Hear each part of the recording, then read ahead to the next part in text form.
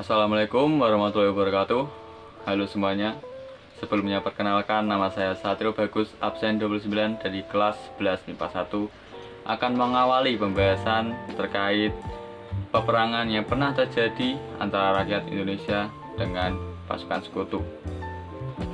Nah, kalian tahu gak sih bahwasanya pertempuran antara rakyat Indonesia dengan pasukan sekutu tidak hanya terjadi di Pulau Jawa saja.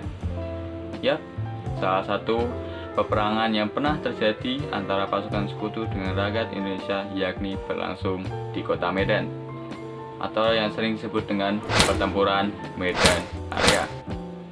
Nah, kira-kira apa yang melatar belakangi terjadinya peristiwa tersebut dan mengapa peristiwa tersebut dapat terjadi? Mari kita bahas.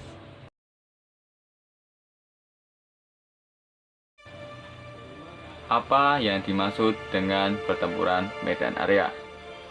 Jadi peristiwa tersebut bermula pada saat pasukan sekutu datang ke Indonesia pada tanggal 9 Oktober 1945 yang dipimpin oleh T.D. Kelly. Pasukan sekutu datang ke Indonesia dengan alasan ingin mengurus tawanan yang berada di Indonesia.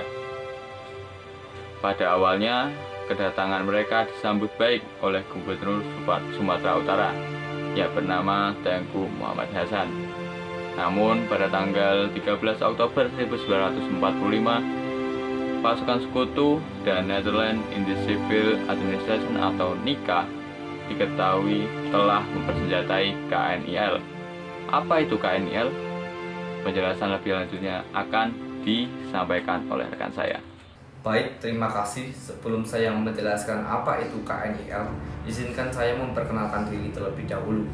Perkenalkan, nama saya Rainora Azan Zaidan dari kelas 11 MIPA 1 nomor absen 28. Di sini saya akan menjelaskan apa itu KNIL.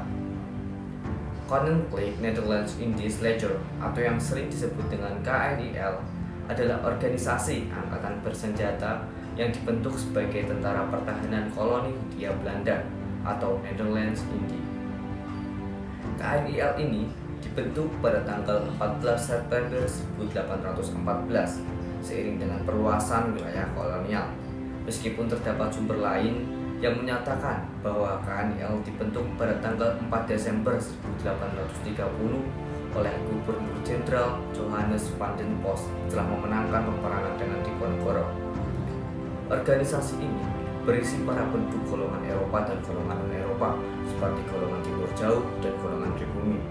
Artinya, penduduk kolonial bisa menjadi tentara kolonial.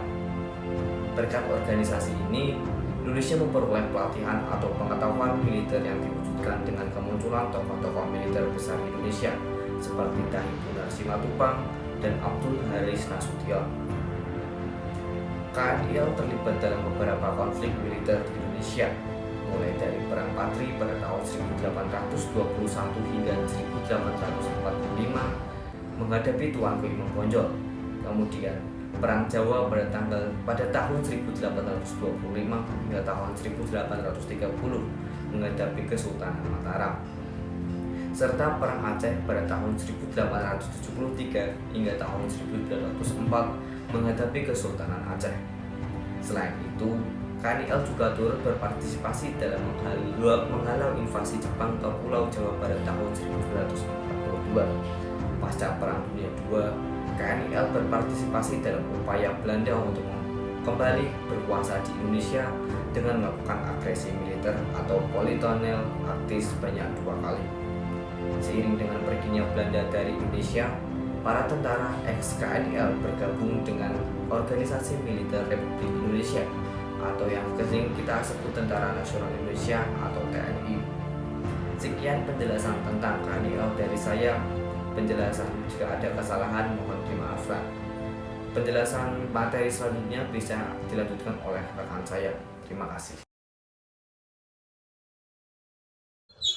Assalamualaikum warahmatullahi wabarakatuh. Saya Rafael Senjara Madani, nomor absen 27, kelas 11 MIPA 1. Akibat kejadian tersebut, maka timbul pertentangan yang membuat barisan pemuda Indonesia dan tentara keamanan rakyat segera mengambil sikap.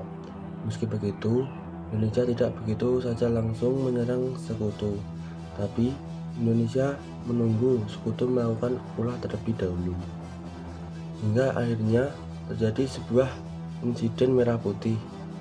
Tepat pada tanggal 13 Oktober 1945, tentara sekutu telah menginjak-injak rencana merah putih yang dipakai oleh seorang pemuda Indonesia. Hal ini tentu saja membuat seorang Indonesia marah. Alhasil 96 orang tentara sekutu tewas. Sekutu pun tidak tinggal diam dan mengeluarkan sejumlah ultimatum. Isi ultimatum tersebut yakni Indonesia disuruh untuk menyerah dan tidak diperbolehkan membawa senjata.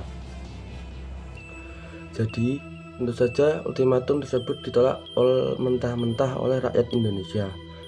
Pada akhirnya, pada tanggal 1 Desember 1945, orang-orang Belanda memasang papan yang tertuliskan Fixed Boundaries Medan Area di sekitar Medan. Saya Natasha Alafiah, absen 26 dari kelas 11 MIPA 1. Kemudian, pada tanggal 10 Desember 1945, Sekutu dan NICE melakukan penyerangan terhadap TKR. Namun, penyerangan ini berkunjung gagal nih guys. Indonesia menang dan salah seorang perwira Inggris ditawan. Meskipun begitu, Sekutu masih terus menyerang pasukan Republik Indonesia hingga pada akhirnya pada bulan April 1946, pasukan Republik Indonesia terpaksa mundur ke pematang Selantar. Lantas, apakah Indonesia menyerah begitu saja? Tentu saja tidak.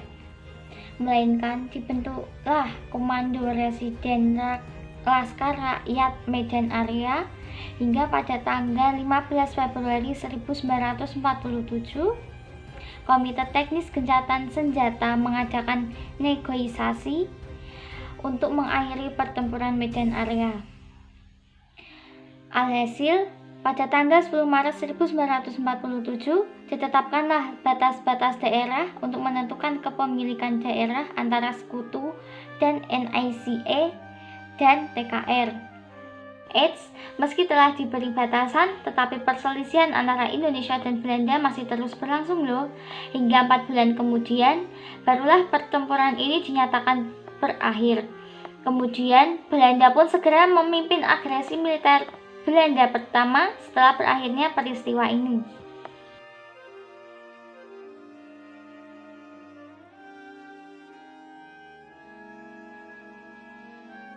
Itu dia cerita singkat mengenai pertempuran yang ada di Medan Area. Kalian juga harus tahu siapa saja sih tokoh dalam pertempuran tersebut, bukan? Saya Satu Dongga Raja Bumi nomor absen 30 dari kelas 11 MIPA 1 akan menjelaskan tokoh-tokoh di pertempuran Medan Area. Yang pertama, Brigjen Ted Kelly, yakni pemimpin sekutu yang menguasai daerah Medan pada saat Belanda menjajah Indonesia zaman dahulu. Kepanjangan dari singkatan namanya ialah Tuan Edmund Kelly. Yang kedua, Ahmad Thohir. Beliau adalah seorang pejuang kemerdekaan dan tokoh militer Indonesia. Dia pernah mengemban tugas sebagai Panglima Divisi 4 TKR pada zaman Revolusi Kemerdekaan Indonesia. Lalu yang ketiga adalah Abdul Qorim MS sebagai koordinator untuk daerah Sumatera Timur. Yang keempat, Dr. Ferdinand Lumban Tobing. Beliau adalah seorang pahlawan nasional Indonesia dari Sibolga, Sumatera Utara. Ia lulus sekolah Dr. Stovia pada tahun 1924 dan bekerja di RSCM Jakarta. Pada tahun 1943, ia diangkat menjadi Syu Sangikai Tapanuli dan juga sebagai Chuo Sangi. Nomor 5, R. Suharjo Harjowardoyo. Beliau bertugas sebagai Kepala Markas Besar TKR Sumatera. Demikian penjelasan tentang pertempuran Medan Area. Mohon maaf bila ada salah kata dan perbuatan yang kurang berkenan. Wassalamualaikum warahmatullahi wabarakatuh. Terima kasih.